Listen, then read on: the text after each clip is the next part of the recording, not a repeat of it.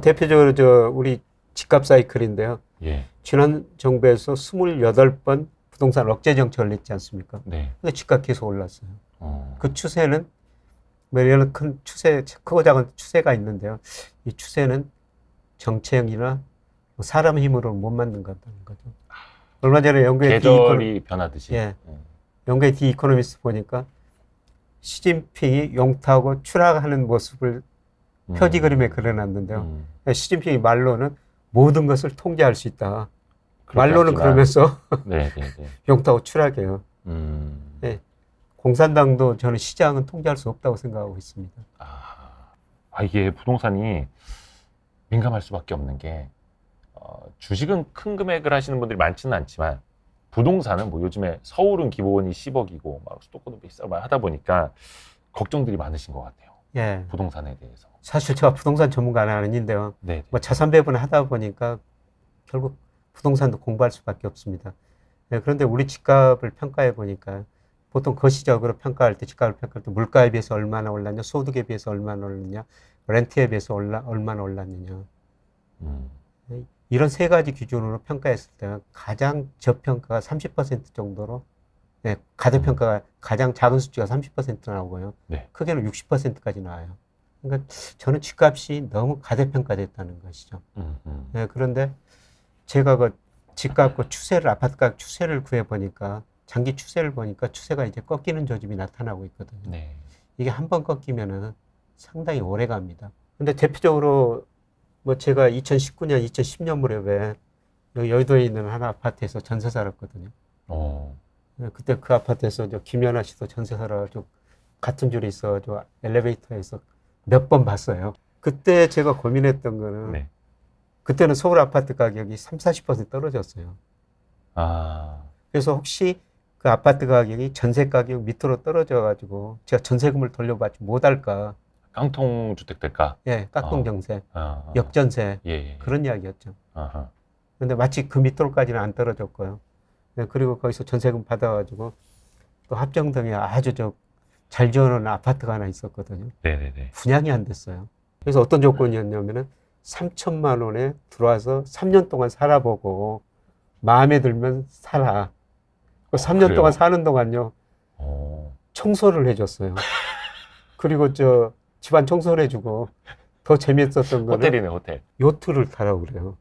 요트 회원권을 그 아파트 주민들한테 공짜로요? 예. 그래서 저희 회사 직원들 토요일 날 저녁에 네네네. 같이 가서 요트 탔잖아요. 물론 밥값은 제가 내야 되는데 네네네. 요트는 공짜예요. 엄청 비싼 아파트 아니었습니까, 그러면? 예, 그게 좀 비싼 큰 아파트였죠. 그때 사신 거예요? 그 집? 안 샀죠. 그럼 3개월 살아보고 나오신 거예요? 살아보고 나왔죠. 그때 샀으면 돈을 많이 벌었을 텐데. 이야, 정말. 그런데 와, 대박이네. 얼마나 분양이 안 그런 됐으면. 일이 있었어요? 예. 제가 말씀드린 거는 부동산 장기적으로 오르지만은 그런 사이클이 있다는 거죠. 야, 그게 정말. 10년 전 일이었어요.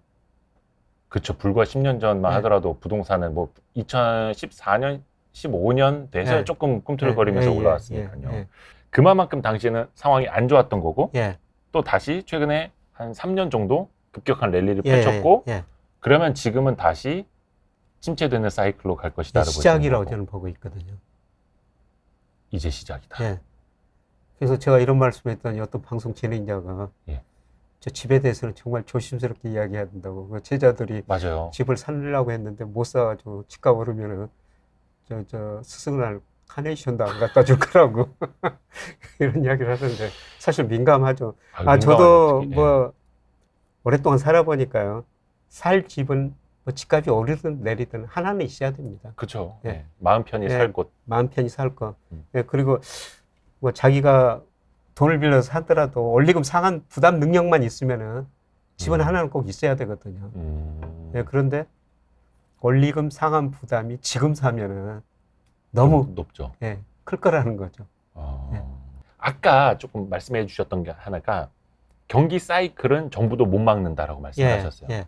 근데 과거를 이렇게 돌아서 보면은 옛날에 최경환 부총리의 빚내서 집 사라라는 예. 시그널, 물론 이제 직접적으로 그렇게 말한 건 아닙니다만 시그널이 그랬다는 거죠.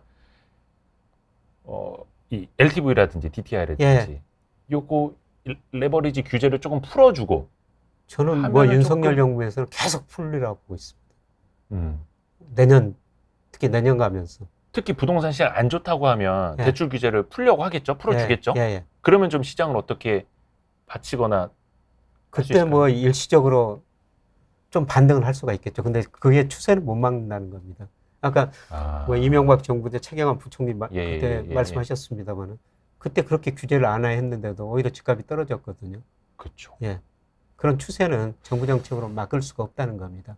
조금 정도는 안 할 수는 있겠죠. 그러면 다시 부동산 시기가 좀 좋아지거나 예.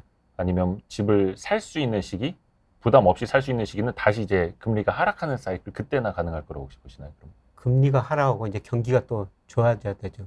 어. 근데 가장 중요한 게 부동산 가격에 영향을 미치는 게 경기 사이클인데요. 네. 우리나라 경기를 볼 수 있는 대표적인 현재 경기를 나타내는 게 통계청에서 발표한 동행지 순환 변동치예요. 이게 2005년 5월을 저점으로 올 2월까지는 상승했어요. 경기 확장 국면이었다는 거죠. 경기 선행지수요, 동행지수? 동행지 순환 변동치요. 동행지수. 예, 그게 현재 경기를 나타내는 대표 그쵸, 지표거든요. 예. 근데 그게 2월을 정점으로 하고 3, 4월 꺾였거든요. 네. 완전히 저는 추세적으로 꺾인 거라고 보고 있습니다. 음. 예, 그런데 이게 시기에 따라 다르지만요. 한 번 꺾이면은 지난 거 11번 순환에서 평균 19개월 꺾였어요. 그러니까 이제 경기가 꺾이고 있다는 것이죠. 그게 이제 그래프로 선으로 되어 있죠. 경기 예. 선행지수, 순환 변동치도 마찬가지고 동행지수도 예. 마찬가지고. 근데 이게 뭐 주가 지수처럼 이게 아니라 그 녀석은 이렇게 너울처럼 예, 맞습니다. 움직이고 너울처럼 예. 돌아서기는 되게 좀 오래 걸리고 예. 항공모함처럼.